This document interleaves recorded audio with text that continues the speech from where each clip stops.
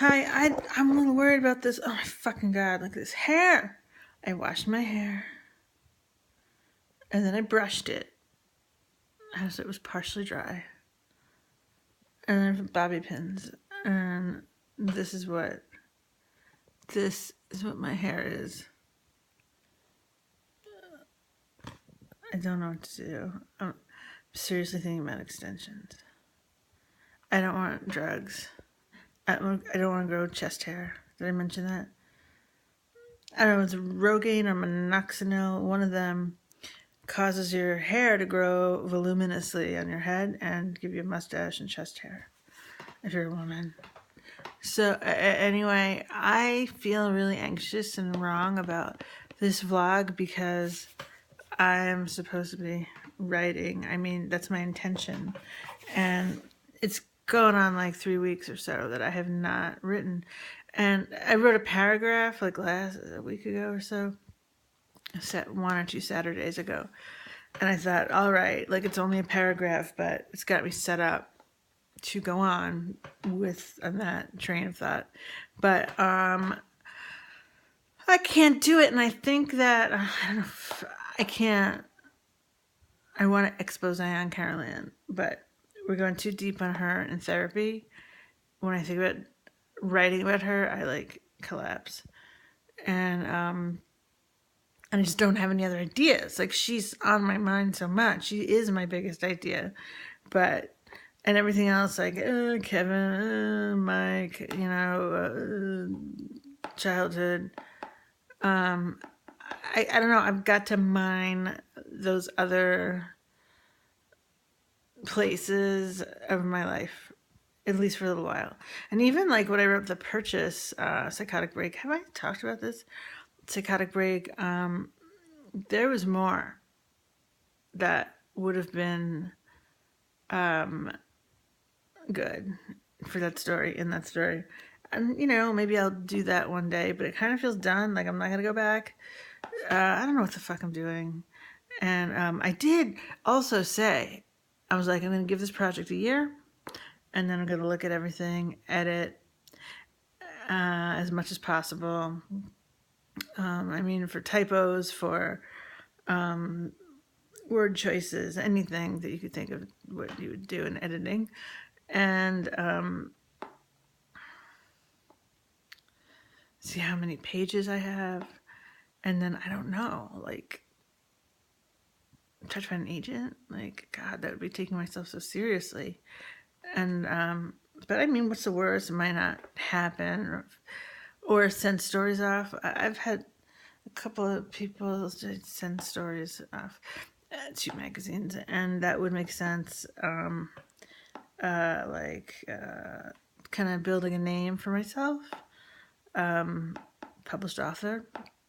But and even Paul was like, even if one of your stories gets published and you eventually, have a book deal, that story could also go in, I mean, so like, I guess I feel like I'm hoarding them. I only want them to go to like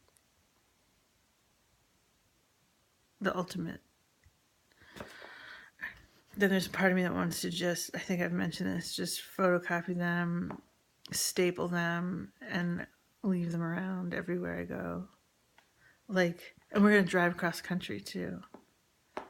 So it wouldn't just be like stupid Long Island. Like Long Island, the city, and then from there on west, and then all over Portland. And it would have my email address.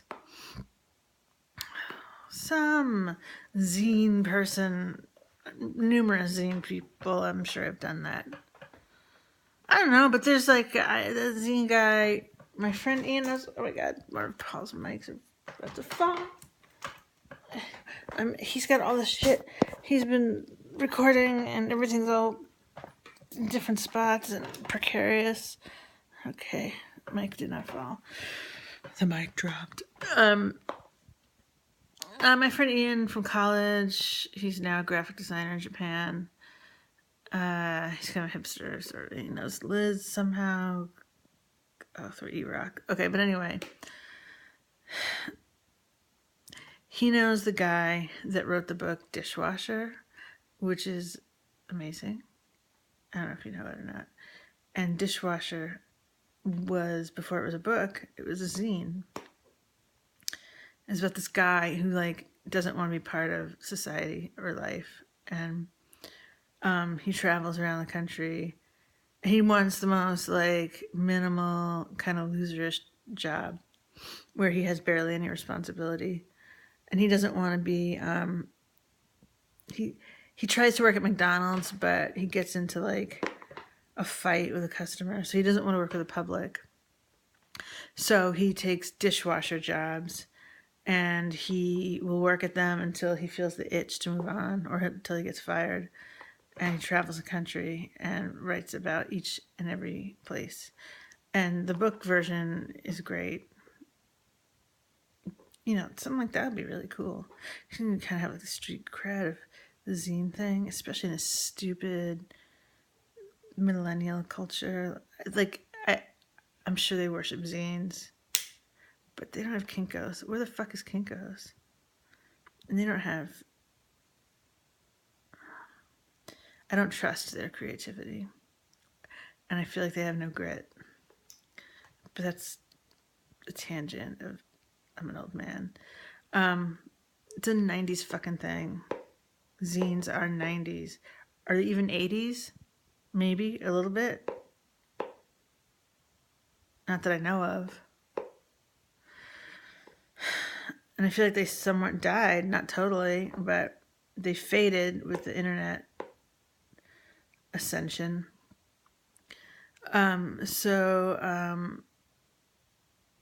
Yeah, I mean, anyway, right now it has been a year.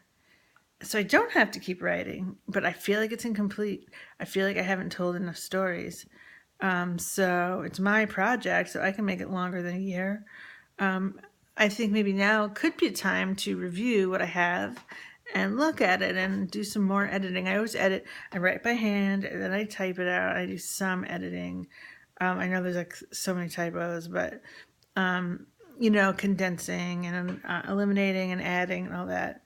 I already do. I always think of that as round one, and that what I would do now would be round two, a more serious look at these things. But so I could do that, and I could let myself off the hook and be like, you don't have to right now, because that would be a project in itself. But there's something more to say, and I haven't said it, but the big God, I don't know. Maybe I've said enough about her. Like, I don't need to blast her in this potential actual book that might exist. You know, I've thrown in enough to, like, show the people that know her all was not as it seemed. Maybe make her have a little self-examination. And for the world of people that don't know us, me, be like, oh man, that's fucked up. So maybe I've done enough on her. I think maybe Kevin needs more attention. No, Kevin, I've showed his tragic childhood, his mental hospital experience, his kind of abusive relationship with me, and him being vulnerable with me. I feel like he's kind of checked off. And Mike, I haven't done that much. Mike, I thought it'd be so much about Mike. And there's very little. And one is like only one page. And I'm kind of starting to like really dig deep in my heart, my mind. Like Mike, and I think that's what I'm going to do today. I can go deeper with Mike other than like he did my hair and makeup and made me feel pretty.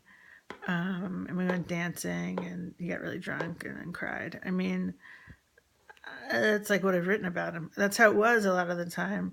But there's more. There is more. So there's Mike.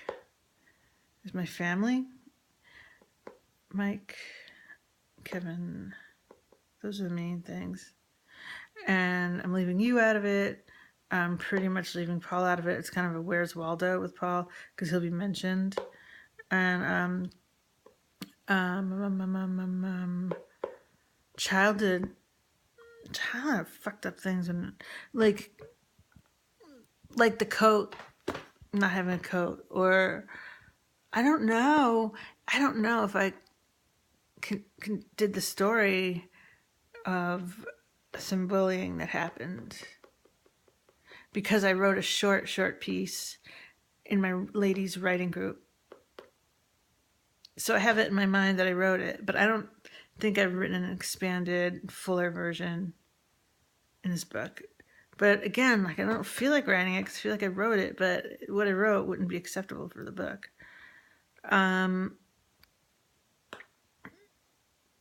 Yeah.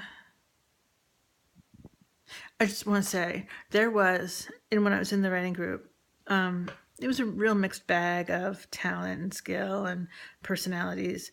But I liked going because it kept me going. Like I'm writing every week, and that's what led to this book. So it's a positive. It was a positive experience.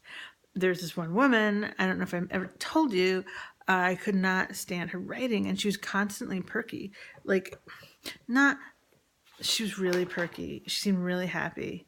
And it wasn't like she talked too much or anything, but she had like a really upbeat demeanor, and her stories were always really upbeat.